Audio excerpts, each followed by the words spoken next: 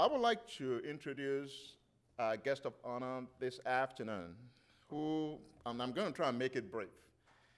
I'd heard so much about him over the years since I've been at Thunderbird, and I was hoping that one day our paths will cross.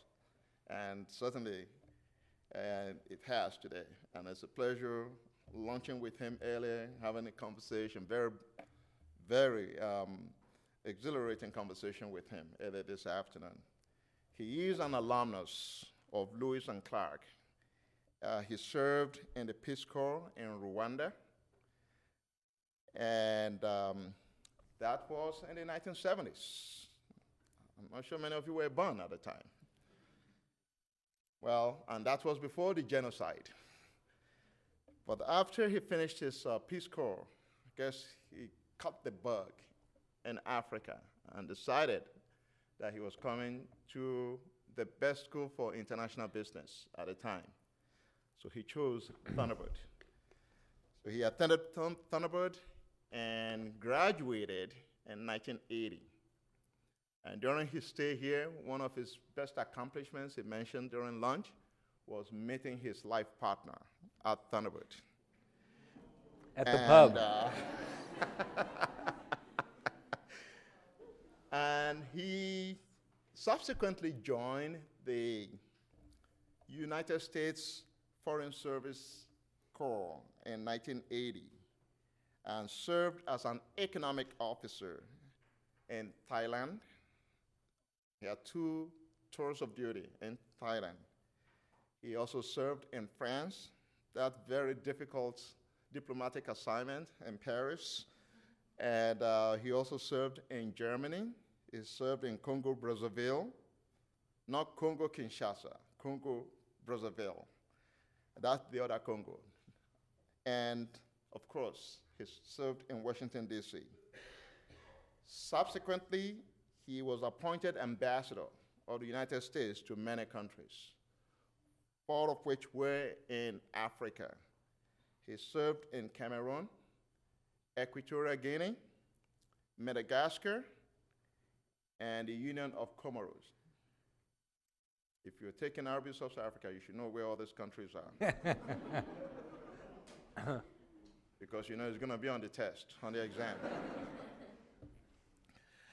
Anyway, during his tenure across Africa, he developed a reputation as an outspoken advocate for clean government,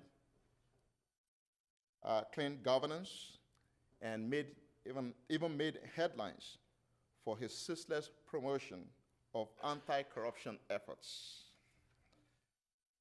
He also developed a strong commitment to protecting the environment and promoting sustainable development, especially in Madagascar. What I just shared with you were what one of his best long-term friends, Ms. Gaynor, said about him, many years ago. So, and I read this, it's a beautiful biography, and I wish we had time for me to go over everything. However, in the interest of time, we'll let him elaborate on some other aspects of his professional career. So without further ado, please join me in welcoming back to campus one of Thunderbird's best and most accomplished alumni, Ambassador Niels Marquardt. Thank you. Thanks a lot.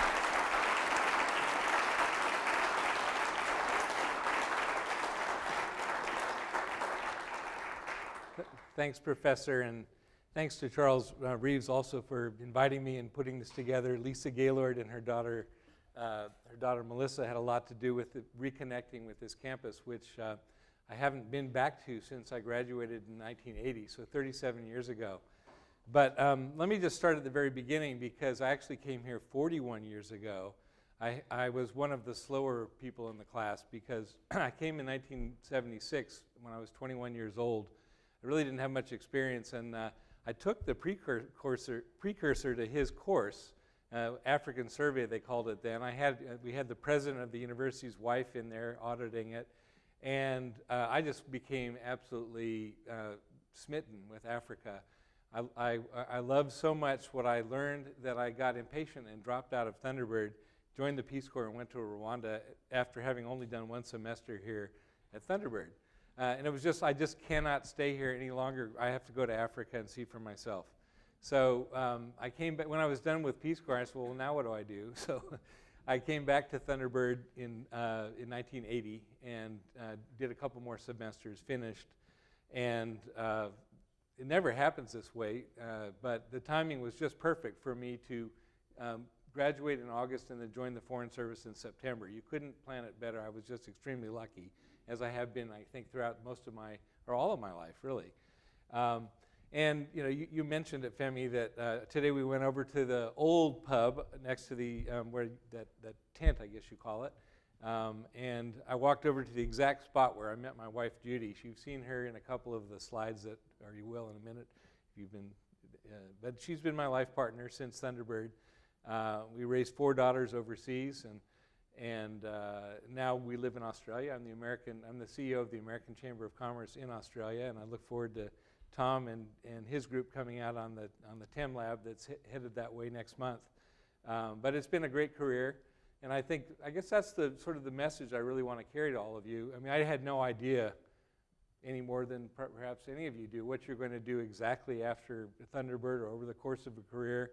But I can tell you it's been a very exciting career. It's been a lucky career, as I said. And it's been a career that really drew on the things that I learned about at Thunderbird, and not just a lifelong affection for Africa. I've been in and out of Africa since the 70s, but also served, as you said, in Thailand, France, Germany, and Washington, D.C., and now Australia for the last 7 years, first as a diplomat and then in the last 4 years running the American Chamber of Commerce. But I didn't, of course I didn't know exactly how my education would be useful, but it has been in so many different ways. I mean, it transformed me from, you know, when I went to college at Lewis and Clark in the 70s, I was just there last week it's been kind of memory lane this week. But I really didn't know what I wanted to do. I studied German literature, and I came out, I knew I was interested in the world beyond our borders. I knew that I was happy learning languages and using them.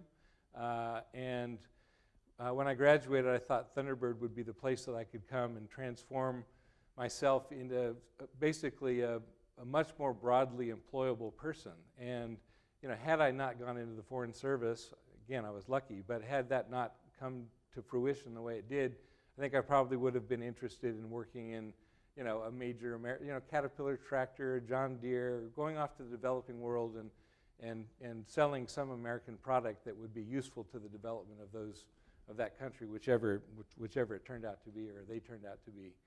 So after a career in the Foreign Service in which I mostly did work with American companies, I did trade policy, investment policy, aviation policy, always working hand in glove with American companies to advance their interests wherever I was, from remote places like Brazzaville and Madagascar to, you know, pretty front and center places like Bangkok and Paris.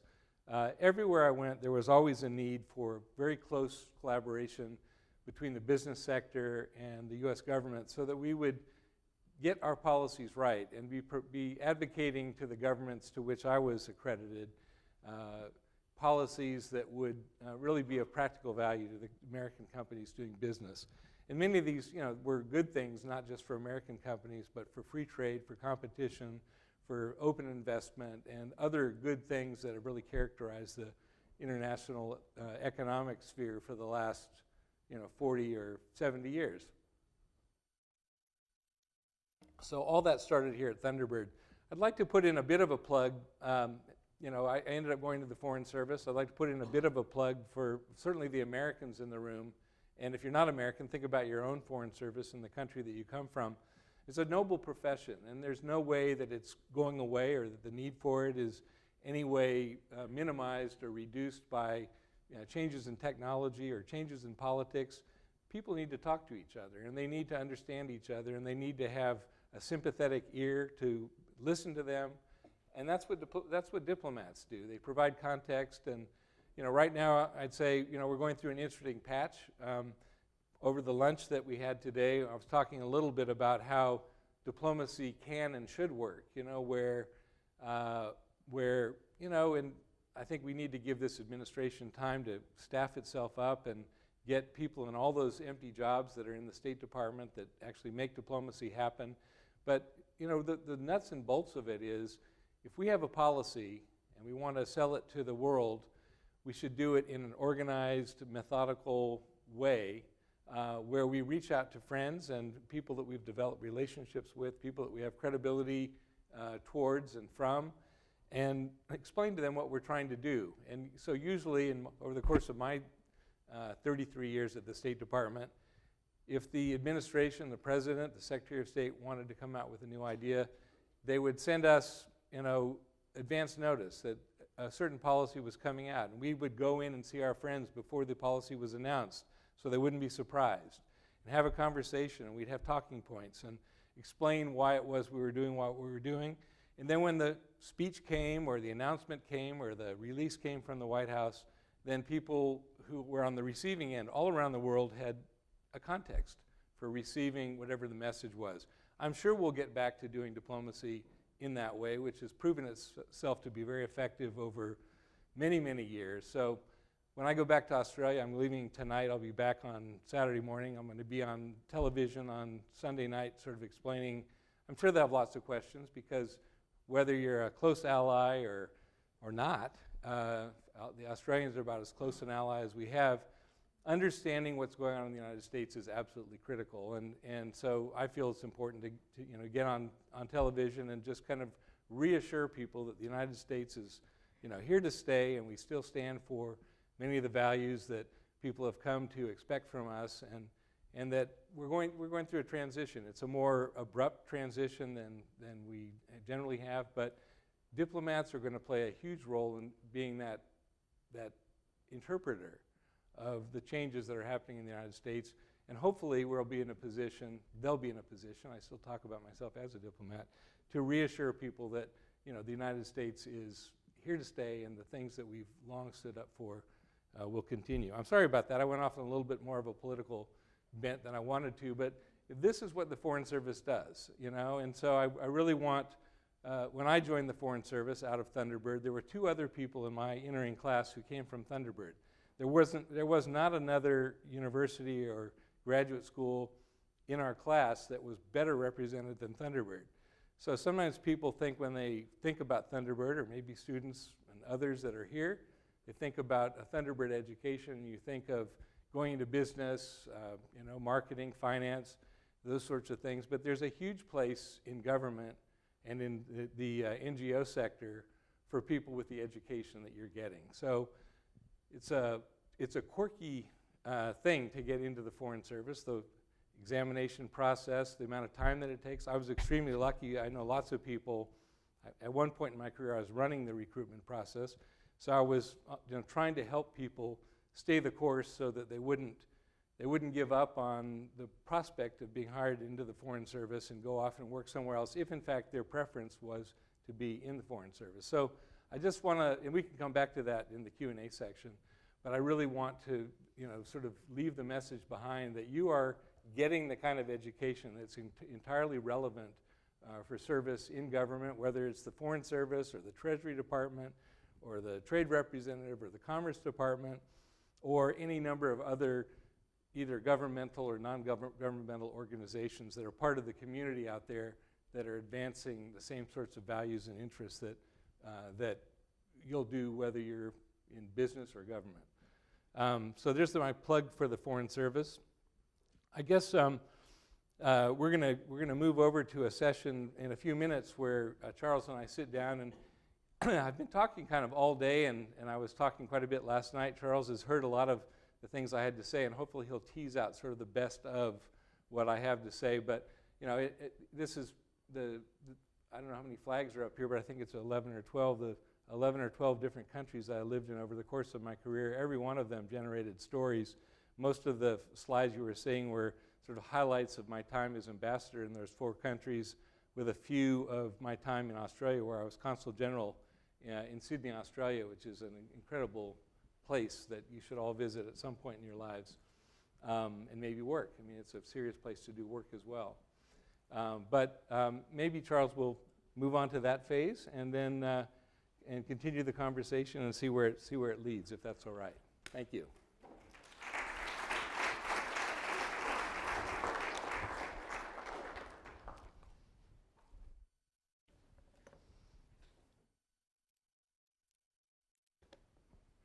All right. Hey, everyone. Thanks for coming. As the ambassador said, I've had, I think, the privilege to be around him since last night and do also some background, a little more background research on his career. So I think we could listen to your stories for the rest of the day. But I also know there are questions from the audience, so we want to make sure to get to those. I'll try and, as you said, I'll tease out some things that I thought were really interesting and key and relevant also to the Madagascar work that we're going to do in the TIM Lab this summer. And then turn it over to you all for questions as well. So thanks to everyone. Thanks to Ambassador Marquardt for being here. This has been a privilege. All right, I'll start on a light note. Tell us a little bit about your campus experience. Your room was in where the Executive Inn is now. We saw it this morning. The Executive Inn is sort of built over it, the same more or less structure. But 2017.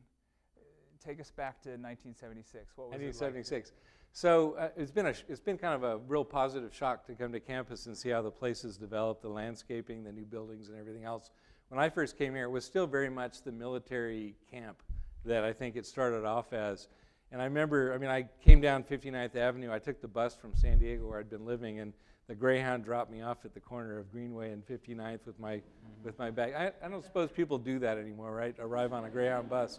I think they still exist, but I got off and trekked in there, and they went into the housing office, and they said, okay, you're over there in the F dorms. And so that's exactly where the Executive Inn is now located. So I went over there, and I walked into the room, and it was just, there's a swamp cooler above, no air conditioning. And you walk in, and it was sort of military, I think it was the same military furnishings that had been there, a couple of beds, a roommate. And I walked into the bathroom, and it was a bathroom in the middle of two adjoining rooms.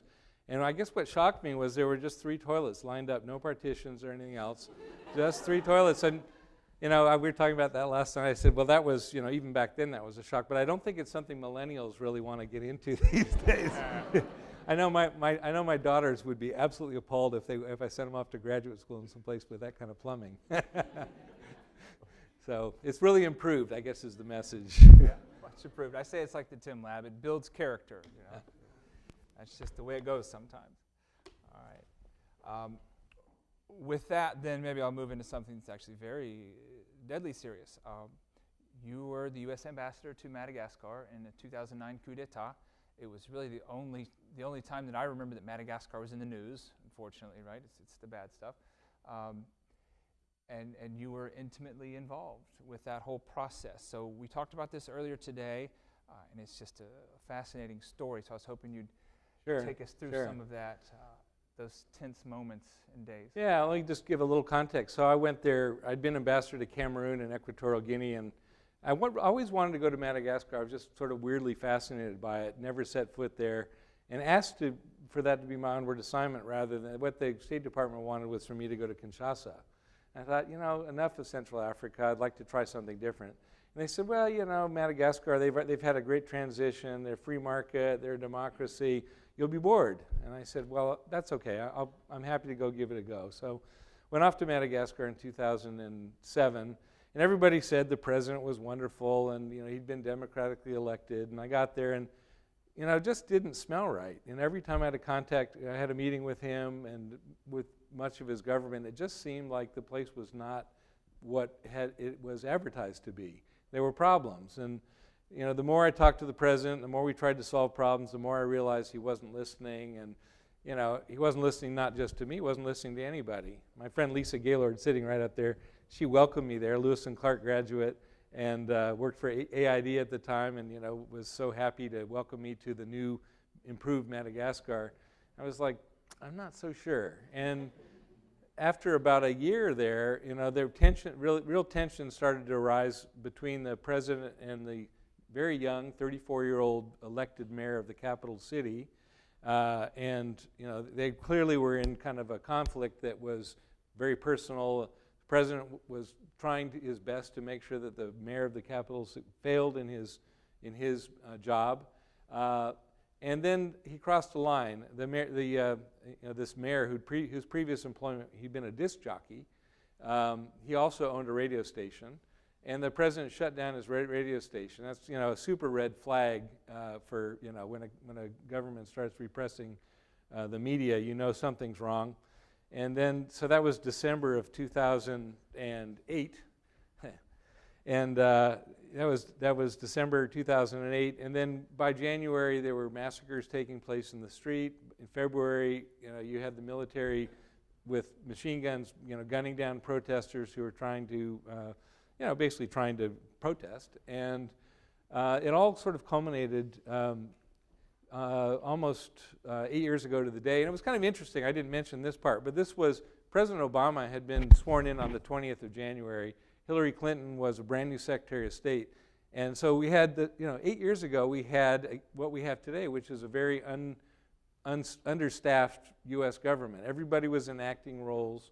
And so this little crisis comes along in Madagascar. And I get these sort of reports back from the Secretary of State staff meetings in February of 2009. She'd been there a couple of weeks, and it's like, well, Madagascar, isn't that an island? And they say, yeah, it's an island. And it's like, well, what happens if they close the airport? How are they going to get the people off that island? Because, that's the first concern, is the safety of the Americans that are assigned to that place, as it should be, and their families. And so, we went through a period where the brand new Secretary of State was sort of in a funny way dictating Madagascar policy. And there wasn't an assistant Secretary of State for African Affairs at that time, not yet. Johnny Carson came in some months later. And so, the power of the Secretary of State, when she says, or he says, something like, well, shouldn't we get them out of there? It's a very powerful statement in a bureaucracy. And so I was getting phone calls. I got one at Lisa's house on a Sunday night. It was like, I think this is moving faster than it needs to. And, and you're sitting on this island and you're going, no, look, I'm here. I'm the ambassador. Don't worry. These people are actually fairly docile and we really don't feel threatened. And, then they start bringing in the people who manage the NEOs, the evacuations, where you go up, leave on a helicopter and go out to an aircraft carrier. Really an expensive way to leave a country, and something that your government doesn't want to do if they can avoid it. And they're kind of going around and looking for the landing zones and stuff. And it's like, well, this is, it's all happening around me, right? And, just getting a feeling for the tenseness in Washington around what could possibly happen in Madagascar. And then on the 17th of March, after some more massacres and bad news, protests, so I went, we had a meeting in my house of all the ambassadors accredited there. It was like, what are we going to do? Because everybody could tell the place was about to implode. And none of us felt like our job was to go tell the democratically elected president of a country that he should step down, although we were very concerned that he could lose his life if he didn't do something.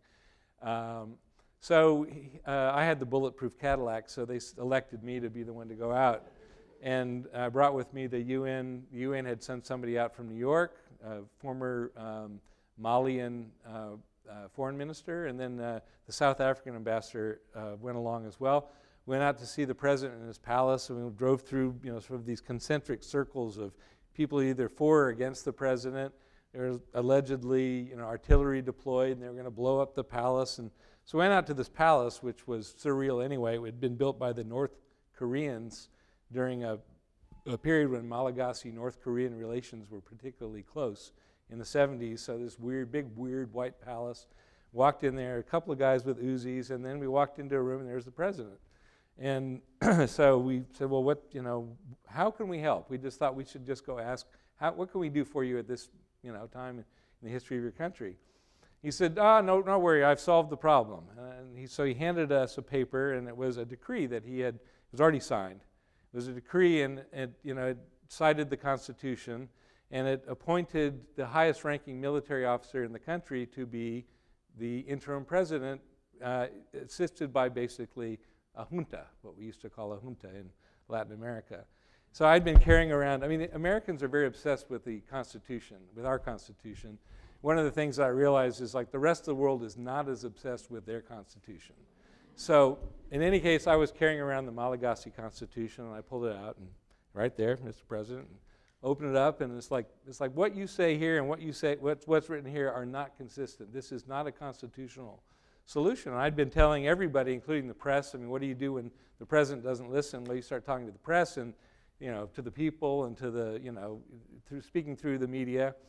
I've been saying that the worst thing that could happen in Madagascar would be an unconstitutional change of government that would trigger all kinds of negative repercussions for American aid, for World Bank aid, for aid from basically most countries. They would, the ceiling would come crashing down on Madagascar if there was a change of government through a coup.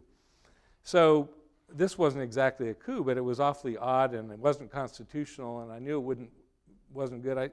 He said, well, look, I've already signed it. And I said, well, look, give me an hour. I don't think this is going to solve it, but give me an hour, and I'll go over and I'll talk to the military and see how they're going to respond. I won't tell them that you've already signed it. I'll just say, like, how would, hypothetically, if the head of the military were. So I drove across town in my car with these two guys and went in to see the two colonels who'd deposed all the generals and were now calling the shots. And I said, just hypothetically, how would it be if, and they just lost it. I was like, thank you very much. I jumped back in the car, drove out to the president, and walked in. And I said, no, it's not going to work. And he said, too late. And I said, what do you mean too late? He said, I've already announced it on the radio. He lied. He hadn't. But I didn't know that. And so I was like, okay. So we took a couple of selfies. I might not be seeing this guy again. So he wasn't real smiley in it either, But and then we left, and I actually did see him again, but never again in Madagascar. And so we drove back into town, and we went to this place, the Archdiocese, where for some reason I don't quite know, everybody had converged, including all the other ambassadors, including the top-ranking guy in the military, who, although not named by name, would be the guy running the country, and lots of other stakeholders. And then the mayor arrives, and this was, it was like your classic African coup, in the back of a Jeep, wearing a white shirt and, surrounded by guys with guns who were firing them into the air. They arrived. It's like, well, that was a little unnerving. And they came in, and the UN guy, and it was a big mistake, but he did it anyway. The UN guy read the decree. It's like, well, I have some news for you. Here's how this is going to come down. And everybody in the room thought, because he was reading it, that somehow it was the UN endorsing this unconstitutional cockamamie idea of putting this guy in charge that the military weren't going to respond to. He was in the room, the guy who was appointed. So all hell broke loose, and more guns, hopefully only being fired into the air, were going off, and it just was absolute bedlam. The military hauled off this. He was an admiral. Hauled off this admiral who had just been appointed president of the country. I and other diplomats took refuge in basically a coat closet, just calling Washington and saying, well, it's not going so well here in Madagascar, And we slipped off. By the evening, we went back to the Vatican embassy, and all the ambassadors were there, and it's like, hey, what happened, And so we kind of explained to them how the day had gone, and by then the admiral had been beaten up pretty severely, and lo and behold, he'd issued a statement saying that he didn't want to be the president of the country anyway, and he was going to cede his authority, whatever that was, to the mayor. Then the phone rang. I was sitting there, and the mayor called. He said, "Oh, I'm very sorry about today. It went very poorly, didn't it? There was a lot of gunshots very close to you." And he said, "But it's okay now. The crisis is over. I'm going to be in charge, and everything's going to be fine." And I said, absolutely not. It's not going to be fine. We have to do everything that, it's a law. In the United States, law is when you've had an unconstitutional change of government, you suspend your aid programs, you vote against World Bank programs. Everything I had said was going to come true. And then, of course, he was, the illegitimate president of the country. I could no longer go and see him, and it was very difficult to communicate and everything else. So that was St. Paddy's Day 2009 in Madagascar. How do you spend yours,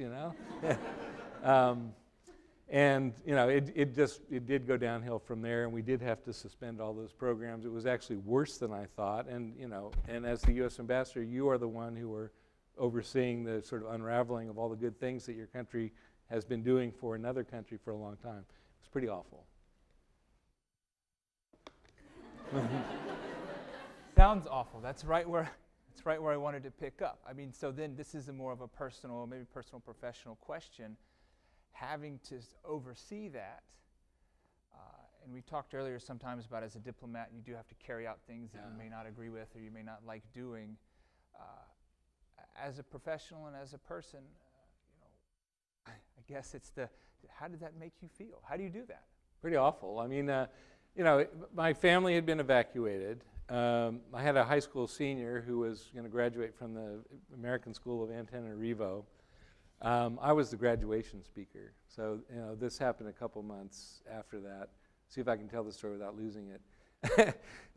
So with the time difference, it was like 4 a.m. But I called her up and I said, look, I'm about to give your graduation speech. And so I left my phone, open on the podium while I gave the graduation speech. And it was just awful, And I mean, they were back there trying to carry out their studies and take tests, and the teachers, some of them were evacuated and some of them weren't. So that's a personal side of it. My wife wasn't there. I was doing my best. Again, this new the new Obama administration with Secretary of State Clinton, trying to argue, and it really it had not been my preference to evacuate the staff. It was sort of imposed upon me because I just couldn't prove a negative. I couldn't say, if the airport closes, don't worry, we'll get off safely. I couldn't make that argument.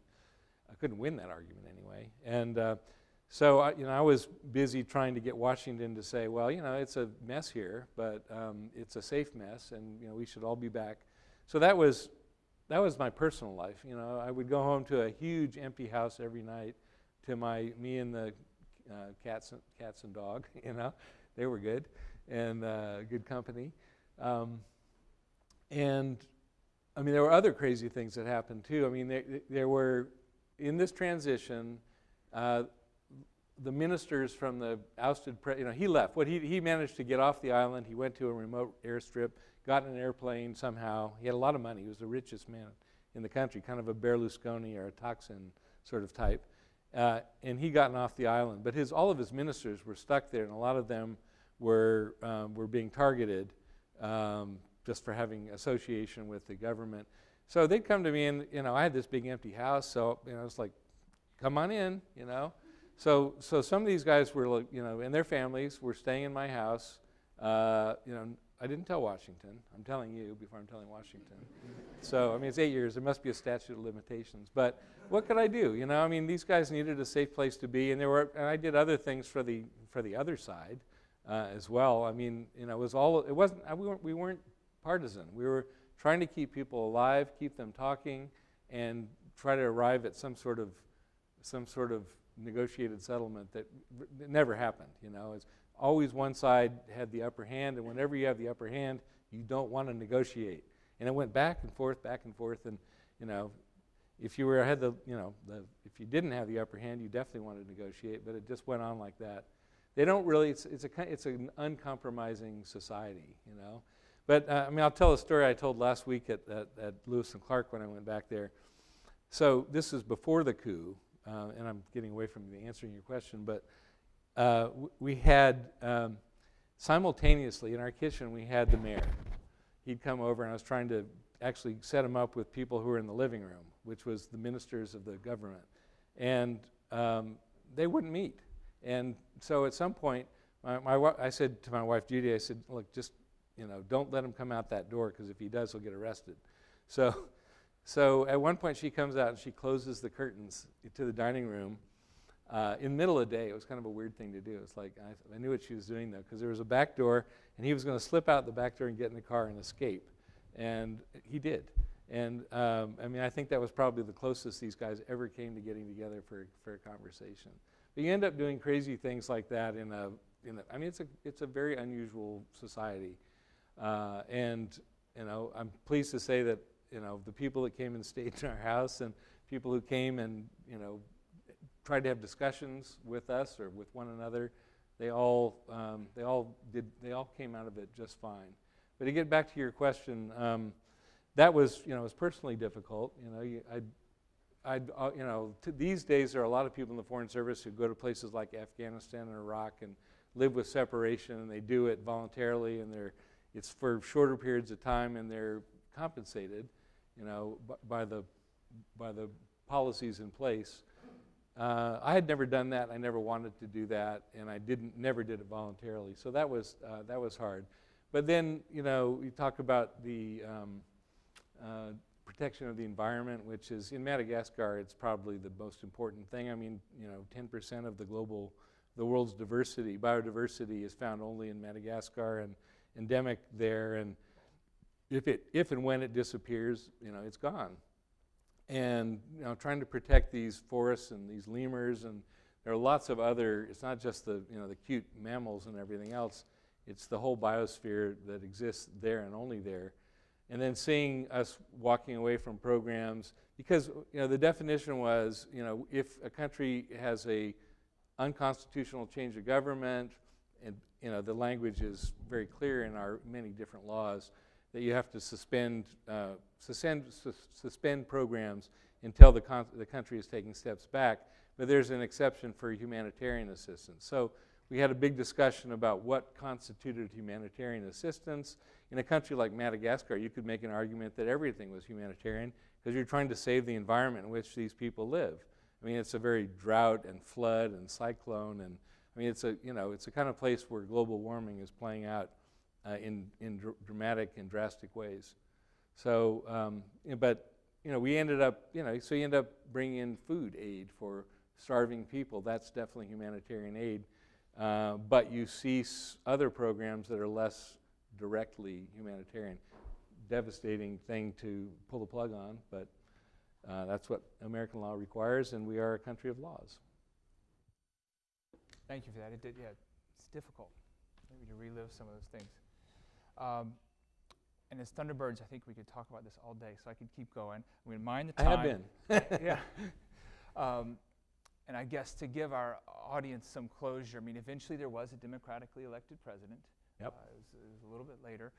And I think for the purposes of, say, the TimLab project with Rio Tinto, that withdrawal of the international community did leave some major gaps in infrastructure that were supposed to happen. So just to sort of close that one out as best I can, but the country has returned to some stability. Thunderbirds diving in, thanks to people like Melissa who lead the way. So we love to get engaged. Now, in that sense then, we have one of our early presidents, and there's a famous quote we have on this campus that says, "Borders frequented by trade seldom need soldiers." And you said something at lunch that I thought really illustrated that point, related to current events, I thought, and perhaps to contrast a country like Australia, where you are now, and Madagascar, you talked about this earlier, the impact of a more volatile presence, in the presidency on foreign policy and steady diplomacy, and the conversations you're going to have in Australia when you go back. So in that context, borders frequented by trade seldom need soldiers. What are you saying to your Australian contacts now in the media, and how might that differ from a country like Madagascar? Yeah. Well, the thing that was striking about Madagascar, and I could say the same thing about Cameroon pretty much, was these are countries that don't have a whole lot to do with the United States. I mean, Cameroon sends more students to the United States, but Madagascar is really an isolated country, and it's very much to its detriment, because there's not that exchange of ideas and innovation that comes through having your students go abroad and then come back and bring in fresh ideas. And those few Malagasy, some of the very, very best Malagasy that I knew there were young ministers who'd gotten educations in Europe or the United States or Canada, and they came back and they were just, they were thinking really broadly and in a long-reaching way. But aside from that, I mean, it's the kind of country where really the relationship is very much one that's controlled to the extent there is a relationship. It's one between Washington and the capital. It's between, ambassadors have a big role in it. Not many people would come to Madagascar and do a significant, from the United States, and do a significant thing without involving the embassy, and vice versa. So contrast that with Australia. So Australia is the kind of place where, when I was Consul General in Sydney, my friend, who's also T-Bird, class of 1980, who's the acting U.S. ambassador in Canberra right now, the striking thing is how little of the relationship actually flows through the fingers of an ambassador or a consul general. It's the millions, literally millions of tourists that go in both directions every year. It's the hundreds of billions of dollars that Americans have invested in Australia and Australians have invested in the United States. It's all the people that go back and forth on business to tend to those relationships. It's it's Mel Gibson, and it's show business, and it's Johnny Depp, bringing his dogs to Queensland and making a movie there and causing a lot of trouble. But this is not government to government stuff. So what it means, what people are concerned in Australia right now about where our country is going and about our leadership. I won't sugarcoat that. The last week, I think many of you will have noticed there was kind of a very out of character sort of tiff between the United States and Australia. If we can't get along with the Australians, who can we get along with? I mean, I've traveled around the world quite a bit. I've lived in NATO countries, France, Germany, places that do a lot with us. But there's no place like Australia. They have really got our back. And, so when something bad happens, they're kind of like, whoa, this is unfamiliar territory. What does it mean? Do we have to call into question the entire relationship? And, my answer is part of what I've already said, which is, give this government time to find its sea legs. Rex Tillerson is still by himself at the State Department with the Foreign Service, but there are no other, when he wants to give an order to somebody, it's like there's, normally there'd be like 300 jobs between him and, the workforce. 300 people doing really important work, directing foreign policy. Those jobs are either empty or filled with acting people. So give us time, and it usually takes about, it's what I went through with Hillary Clinton and her transition in Madagascar, a little less brutally, but it just takes time for people to get into those jobs and feel comfortable. And if you're not comfortable in your job and you don't really know that you have authority, you're not going to make decisions, and so decisions end up going up instead of down. And you don't want the Secretary of State personally deciding when people need to be evacuated from Madagascar, for example. That's not a Secretary of State decision, and it was pretty much taken by the Secretary of State. And that's not a criticism of her, it's just describing what happened. So my advice to them is we've been mates. They like that word a lot, mateship in Australia. We've been mates with Australia for 100 years. We've been mates formally for 70 years since we signed the ANZUS Treaty in the early 50s, almost 70 years. That we're celebrating the Battle of the Coral Sea, the 75th anniversary at the beginning of May, and it's where we came down and saved their bacon, absolutely. As the Japanese, were marching down and got all the way to Papua New Guinea, which is a country you can see from Australia. I mean, literally see from the northern point of Australia. So, they remember that. And, there are a lot of things that we should remember about what they've done with and for us over the years. And all that needs to be, sort of brought to the surface again, and so that everybody in the chain of command from the top to the bottom, have that context. And what happened last week was, the Australians asking for a favor from us. And, it's sort of interesting, in the context of an overall relationship, everything can't be seen as a deal, a discrete deal. Is this a good deal or a bad deal, It's a relationship. We're going to help you out in this case because they've got these refugees that are stranded in these horrible conditions on these Pacific islands, on Nauru and on Manus Island. These are people that have been vetted. They're refugees, and most of them, I believe the president will uphold the deal and they'll end up in the United States. But it wasn't a day in which, as I said to somebody on the radio, I said the next phone call we'll be asking them for a favor, and it'll go a lot better. So you just got to sort of buckle your seatbelt and realize that this is a relationship that no matter, I'd like to say 90% of the relationship is out of the hands of Washington and Canberra. 10% is, those 10% can go whatever way you want. You still have a relationship that's super solid. 90% economic, yep, cultural. Economic, cultural, students, people like Tom taking a group over to Australia. I mean, it happens every day. Well, with that, I have a whole page full of questions, guys, so I could go on, but I think you have a lot of good questions too, so we'd love to hear from the audience. We do have microphones, I think Aaron and over here as well, so just raise your hand. You do the calling. Yeah. Okay. Back here.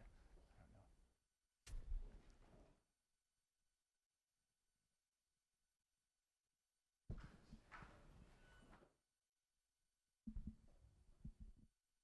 First off, thanks for coming to campus. This is really cool.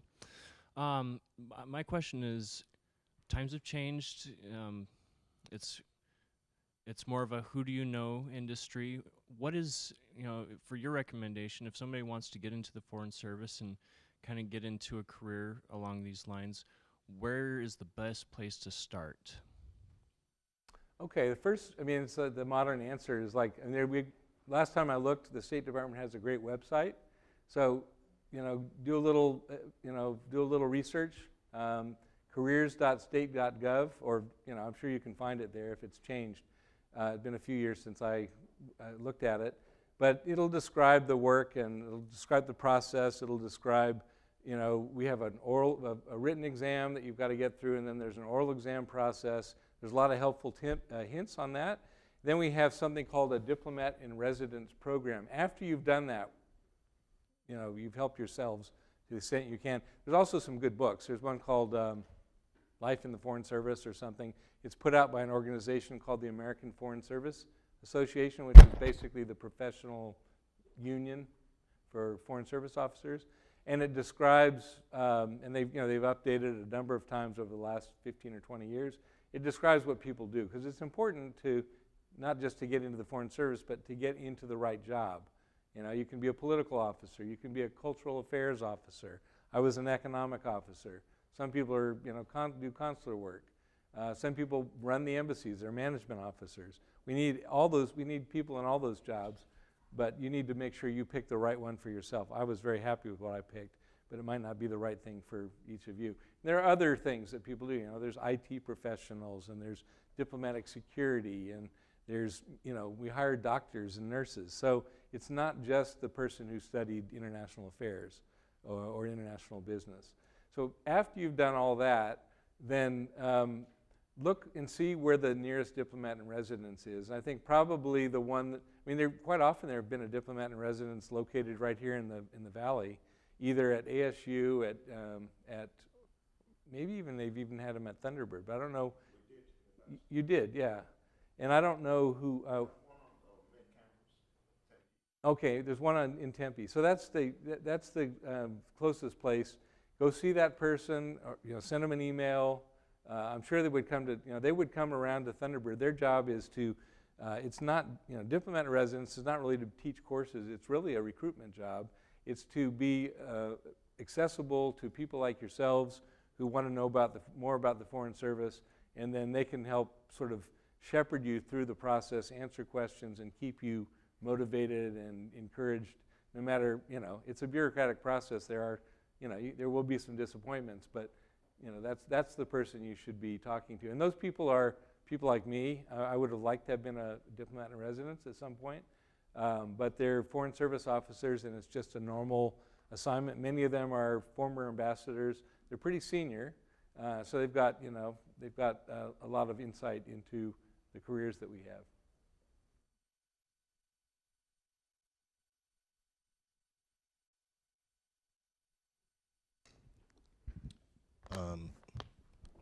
So, given your experience in the Foreign Service, do you think it is more crucial, your job, when we have tendencies to lead towards more protectionist ideals or more liberal free trade? So do you feel like, is your job harder in times like today? Yeah. Or is it more crucial in times like when we're trying to open up free trade and everything like that? Well, that's, I mean, when you say in my job, you mean my current Well, job? it's just like your experience as a foreign service officer, Okay, and then yeah. I guess in your current. I mean, it's probably the biggest common thread between what I'm doing now and what I did. You know, I was always involved with trying to open markets and knock down the obstacles, barriers to investment and trade. And you know, the time that I've been in Australia has been since 2010, and it's been the time that we've been negotiating the Trans-Pacific Partnership. I've personally lobbied the Congress with delegations from Australia multiple times, bringing them from Australia to say why this is a good thing. So I won't hide the fact that I'm absolutely devastated by the fact that the Trans-Pacific Partnership has been, shredded. But I don't see that as the end of the story at all, and that's where I get hopeful. I mean, I think it's a fundamental American value and interest to promote free trade, to fight protectionism. How we're going to get from where we are today to where we're back on that track, I can't tell you how that's going to happen, but I do believe it is going to happen because it is so much in the American interest. I mean, I know the people that, I know the people that negotiated the Trans-Pacific Partnership. You know, they're friends of mine. I've sat with them in Sydney, and I've sat with them in Washington, and some of them I've served with in overseas posts, and I know how good they are, and I know how much. I would say that 90% of the TPP was written by the United States, and the things that we didn't get were, there were things that we didn't get in it, and including things that Australia wouldn't let us have. So it's not a perfect agreement at all. But when you think about competition with state-owned enterprises, so Vietnam is a part of the TPP. There are disciplines written into there that are actually meant to set the rules of the road for competition between free market companies, private companies, and state-owned enterprises in Vietnam. You imagine the day, and I did, and I still do, that China joins an agreement like that, to have these agreements in place so that we're not facing unfair competition from the many state-owned enterprises in China is going to be super important. What are the rules of the road for commerce involving the cloud? Cloud computing, storage of personal information around the world. There need to be rules. Those were all negotiated in the TPP. So, and these issues won't go away. And the president has said he's going to. He doesn't want to buy a multilateral deal. He's going to do really good bilateral deals. Well, good luck. But my understanding is, the Japanese, we don't have a bilateral trade deal with the Japanese. We've, would have been, they're the second biggest, they were the second biggest. Now they're the third biggest economy on earth. Why did we never have a free trade agreement with Japan? It's because, well, we couldn't reach agreement. There wasn't a basis for an agreement. So putting them in the TPP, I remember when they joined sort of late, like halfway through, and a few of my friends that really knew Japan, they said, oh, I really knew. That's going to be the kiss of death for the TPP. Once you get Japan in there, it's just going to be watered down, and nothing will ever happen. Well, look, the Japanese are now the biggest proponent. I mean, they've already ratified it.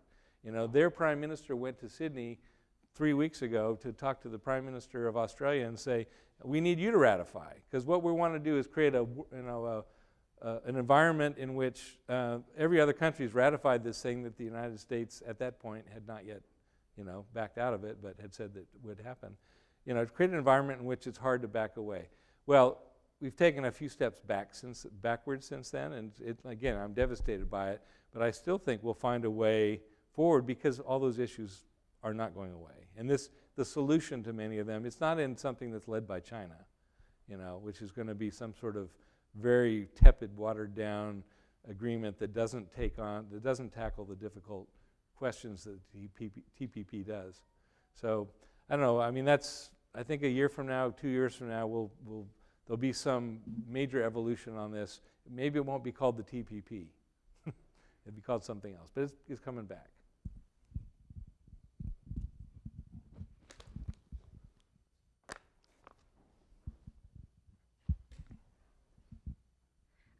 I want to ask about the conflict resolution or crisis management, but not like that extreme killing situation, but like today's political environment, like Americans trying to shredding off the responsibility of the world hegemon. Well, maybe I understand it wrong because I'm just been here for like 6 months, but I felt like it's shredding of the responsibility to kind of keep the world in order, and which is a little bit, I assume it's against what you promoted or what you believe, like you mentioned the free trade. And also as a Tiber, it's on our wall that we respect the dignity of all people. So how do you maintain, I was asking, like when you were talking, like how do you maintain the integrity of yourself and also manage the relationship with those countries? But the suggestion you gave earlier is really like thoughtful and really like a smart suggestion. In So I want to ask, what do you like? I'm from China, and avoid like conflict avoidance is our best ability. Yeah. So what would you suggest for a Tiber from international countries to learn that ability to manage that conflict with a peaceful way? Yeah. Thank you. Well, that's the whole basis of diplomacy, which is, you need to know people, you need to have a relationship with them. I mean, living in Australia, I get asked, I mean, the Australians feel like they're a little bit caught in the middle between China as, a rising and, immensely important country, and certainly economically, they're leading destination for exports these days, and the United States, which has been, for the last 70 or 100 years, their main security partner, but also a super important economic partner. So, we talk a lot about that, and I think in Australia, I think one of the important things that I have to say about that is just to remind people about the intensity of American engagement with China. The number of different dialogues that take place on a regular basis. I mean, you look at, by the time Xi Jinping became president of China, he'd already spent something like 20 or 30 hours with Joe Biden, right? We know this guy. Xi Jinping, knows the governor of Iowa, Terry Branstad, fairly well, who's going to go become the U.S. ambassador to Beijing. It's an interesting choice. But, these personal relationships where you trust and and you continue to discuss, most people don't realize how intense they are. And how frequent they are, and how high level they are, so that, and the whole idea is, I mean, of course we have trade relations with China, and with, most countries on earth that are so intense that there's a lot to be lost. So, back to, your quote from I think the second president of T-Bird, the stakes become so high for a conflict when you have a deeply developed relationship, that those stakeholders, you hear from them. And, China's our leading trading partner outside of NAFTA, right? China's our leading trading partner as well. And I remind the Australians of that all the time. They're saying, oh, well, China's our leading trading partner. I say, guess what? China's the leading trading partner of about 120 countries today. There are very few countries for whom China is not the leading trading partner. This is a fact, so let's all and, when you imagine sort of the conflict, our president's talking tough. He seems to think that, strength is respected.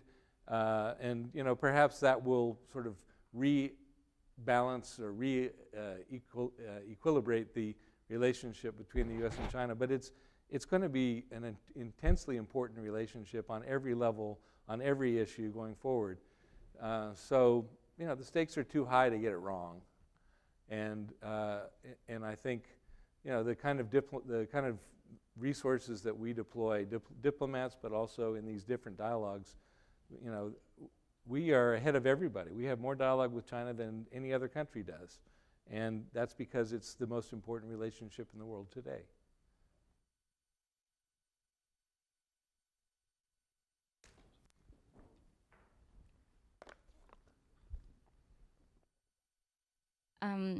First of all, thank you again, Niels, for coming, and it's really been a fascinating 24 hours just listening to everything you have to share and all your experience. So my question concerns the fact that as Thunderbirds, every day we're reminded how understanding culture is really important when you do business or you work in different countries in the world, and obviously you have a lot of experience in that, but there is a fine line between really adapting to a culture, but also understanding that there's some things that you're bringing to the table that might be important. And I was wondering if you had maybe a story that would illustrate this, but how do you find a way to strike the balance between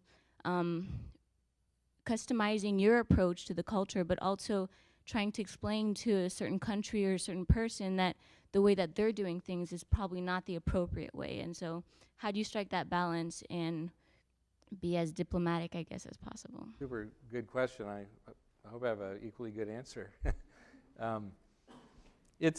Look, I mean, I lived in however many flags there are, a dozen countries in the world, and I can't say I was an expert in the culture of everyone. I'll talk about language a little bit. I think language is super important. I think one of the things that I always prided myself on, and I thought it contributed to my effectiveness, was not just an ability to speak a foreign language, the foreign language of the country that I was in. I mean, I spent 5 years in Thailand. I still speak Thai, I think. I don't have much opportunity to test it, but I mean, when I was a diplomat, I mean, I spoke Thai every time I could, right? And there's some people default differently. I noticed that even in the Peace Corps, they teach us French, and some people were still reluctant to speak French or Lingala or Kikongo or whatever language it was, Swahili, Kinyarwanda. But for me, it was really important to not make the other person have to do all the work. And if you actually had the luxury of having had good language training, which I got here I took French here, and it really took me from like being a crummy French speaker to being a good French speaker, and then I had 15 years living in French-speaking countries, so it was definitely worth it. But I would put a first accent on that. Is that you got to meet people more than halfway if you can. Now in Madagascar, pretty hard. Not that many people. I gave speeches in Malagasy. You might have even heard one, but that was a lot of work, and I can't say I ever really understood the language. But it sent a message. For the rest of it, most of it, I think you have to be yourself, and people have to come to understand who you are, and that. There's some diplomats, you ask them a question and you'll never get a straight answer, I mean, you can sort of tell, it's like, it sounds good, but did he answer the question? And I never wanted to be that kind of diplomat, and sometimes you can't say, you certainly can't say everything you want to say sometimes, but I felt that everything that a diplomat says, everything I would say, needed to be truthful, and it wasn't just, spinning people along. And, in in many countries, I mean, Thailand was one, very indirect culture, people don't, very sort of, very respectful, and if you had something unpleasant to say, I mean, go to a Thai restaurant sometime where they're real Thais and insist on a dish after they've told you they've run out, I mean, you'll see that it's, or something like that. I mean, they do not want to say no, there is no word in Thai for no, by the way. So they'll resist that sort of direct, I'm sorry, we don't have any of that. They'll never say that kind of thing. And so there are a lot of cultures, and Madagascar is a bit like that, I would say, wouldn't you? It's like people are not confrontational. They want to say yes. They will say yes even if it's not true. They're not lying, but culturally it's just they cannot bring themselves to convey a hard message. Now, you will have been a witness to the fact that I did convey hard messages, and I did it publicly, and I did it directly, and I did it repeatedly, and I did it over and over and over again, and they still didn't get it. I mean, part of it is you realize that they don't have the same agenda. I mean, my agenda was the welfare of the Malagasy people, and unfortunately, there are governments around the world where that's not the agenda of the government. The agenda of the government is to stay in power. And let the poor ignorant people stay poor and ignorant. That's true, and it was certainly true in Madagascar. So, but I just felt like I couldn't play games. I couldn't be playing some cultural game. They would just have to get used to the idea that the American ambassador was a straight shooter and was very direct. And sometimes it was like painful to hear what I said. I'm sure it was, but maybe the message would get through. So I think you have to be yourself. Ambassador Niels, hey, thank you for fielding my question. My name is Jason Harris, and I just want to start by saying I too feel your pain financially, for I also have 4 daughters. And the question that I have is, for someone that may be interested in such a career path as a Foreign Service officer, and you for doing it so many years, what would you give to someone advice-wise in raising a family, living abroad for so many years, and for better or worse, how has that affected your family? Well, look, I mean, there were moments when it was very difficult. You know, I had 1 out of 4 daughters. You'll get a range. Out of, you know, however many kids you have, they're all going to be different. And you know, I had one in particular that didn't adjust all that well to it, and we had to. You know, there were times when we had to turn down assignments, and you know, there was a right place to be, we thought, at certain times in their upbringing. It's hard when you have 4 daughters. I mean, I remember I was trying to do the calculation about when I could move so that not one of my daughters would have to move for her senior year of high school. And I realized there was no way that it was going to be either 1 or 2, and in the end it was 2 that moved for their senior year in high school. Neither one of those 2 girls were my most difficult daughter, and each of them thrived in it. They didn't mind. I mean, I gave them options. I said, look, we can stay longer, or I can leave you behind. Or it's like, no, Dad, I'm coming, you know. And so sort of part of it's the luck of the draw, you know, whether you have resilient children, or, you know, your spouse is incredibly important, whether you have a resilient spouse. I met my spouse in the pub, right? You know, so what better recommendation, right? You know, I got a picture on my phone. I'm going to take it back to her and say, look at this spot. It's like a greasy spot on concrete, you know. It wasn't very elegant back then, you know, but but you really have to know your family. And when I was in other roles in the State Department, I mentioned this earlier to a group, you know, where I had a lot to do with managing personnel and human resources, and I would be one of those people. I was the kind of person that would meet with people when they said, look, I have to leave, you know, I can't be in the Foreign Service anymore. And you know, we'd sit down, it's like, well, you know, we really want to understand why, you know, what can we do? Is there something we can do better? And for some people, it's just irreconcilable. You know, you cannot raise your child, or if if your spouse is like a brain surgeon, you know, and she or he can only work in certain places. I had another friend, a very good friend in Vermont, who would have been an ambassador for sure. He married, God, can't even pronounce what her, you know, she was like some kind of, endocrinologist or something like that. She's at the University of Vermont. He left the Foreign Service for her. He managed to keep his, you know, finger in it. They raised a couple of kids in Vermont. Worked out great for them. And I'm sure he regrets, you know, that he couldn't do that. But, you know, what's more important? So, you know, I think you got to know who you're talking about, understand your kids, listen to them.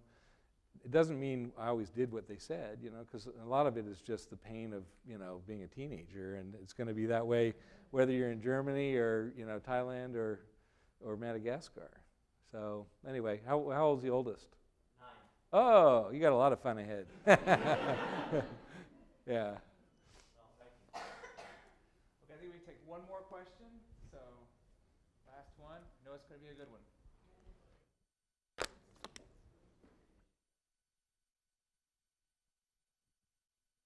Hi, I'm Australian, by the way. Hey, good on ya. Yeah. I guess it's like a 2-part question. So the first part would be, obviously, with the president's kind of attitude, or I don't know, that's a wrong word, actions as of late, especially to his allies, and then the allies trying to act in a different way, e.g. With Malcolm Turnbull, or what's happening in England with all the signatures saying, you know, about the president, or even Canada opening up his doors to more refugees and so forth. Do you think that in the way that he is going, is it making, say, your job harder to perform? And also as a T-bird, you being able to see things that other people wouldn't be able to see, or be, I don't know, more diplomatic, how hard is it to influence those who are not like you in a situation like that? Well, I think it's very hard. I mean, I think we saw that in the election campaign. I mean, people that have had the kind of experiences that you're having and that I've had, you know, you see the world in a different way to, you know, if you compare yourself to a, you know, a unemployed factory worker, or you know, somebody working a 7-Eleven in, you know, Youngstown, Ohio, you know, and I could tell them, and I had, you know, we've all had that experience, I think, through this very difficult political scene where you're trying to you're trying to win somebody over on something where they're not going to, they've made up their mind. And so, this will play out. And I'm optimistic that it'll play out, as I was answering earlier, on the TPP, for example. I think that's going to happen with a lot of things. We're going to find our way back to, fundamental American interests, There's nowhere where it says in the Constitution that free trade is an American value, but it has become one over time. But there are other aspects of what's going on that get to what's American and what's not. And I think we'll find our way back to what is mainstream American. And it may get worse before it gets better. I don't know. It could. But I think, look, I've been around a long time. I remember the 60s. I remember what it was like, during the Vietnam War. I remember what it was like to be a student in Germany in the early 70s when, Vietnam was a pretty unpopular thing.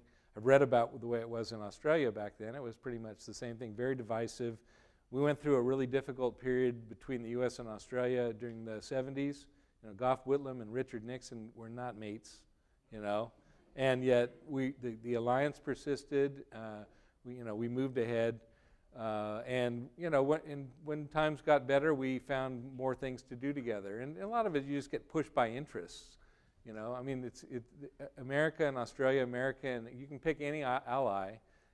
Certainly in Asia. Nowadays, when we say Asia, we include Australia. It's the whole Asia-Pacific area.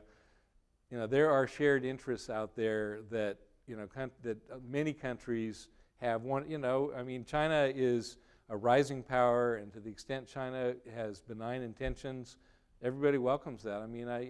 Over my lifetime, I've seen, when I was a kid, it was like, finish your plate, there are starving people in China, and nowadays, half the tourists in Sydney are Chinese tourists who are coming down to buy everything, the world has changed, and that's something we should be happy about, We should be glad that all these poor people have entered the middle class, and many of them even entered the upper class, I think for some Americans it's uncomfortable because we're used to being top of the heap, and we're not top of the heap anymore. We're part of a pretty solid crowd of people that are enjoying middle class life on this planet. From my experience, having lived in, Madagascar is just about the poorest country on earth, and it's getting poorer. Having lived in a place like that, compared to, Australia is one of the richest places in the world, and just sort of seeing the difference. I can only be happy when I see folks entering the middle class, but I've had a privilege to see the world up close and personal for most of my life. I think at this point I've lived over half of my life overseas, which is, considering I lived in the same house in San Diego for my first 18 years, and I was off to a slow start, but I've caught up, and I've seen a lot of the world, and most of what you see is what you would want to have happen, but it's interesting to see how some Americans are threatened by it and don't appreciate. I don't know, it's a long answer to your question, but hopefully it's a hopeful answer. I want to thank all of you. I want to really thank Ambassador Marquardt for coming down, giving so much of your time and your experience and treasure. You got your own flight down here and coming back to campus for the first time since 1980, and it's changed a lot. We have a few tokens of our appreciation. Oh, wow. So, here goes my carry-on. Oh, yeah. We're the worst. No, it's good. Travelers. Thank you. Some Thunderbird real memorabilia. Oh, beautiful. Here. Thanks so much. And they're our cutting-edge vacuum water bottles with the Thunderbird logo. And, great. Of course, one for your also alumni. Water. Okay. Thanks so much. Huh? I have a couple of Thunderbird pins. All as right. well. Thank you. Thank you so much. My pleasure. Thank you.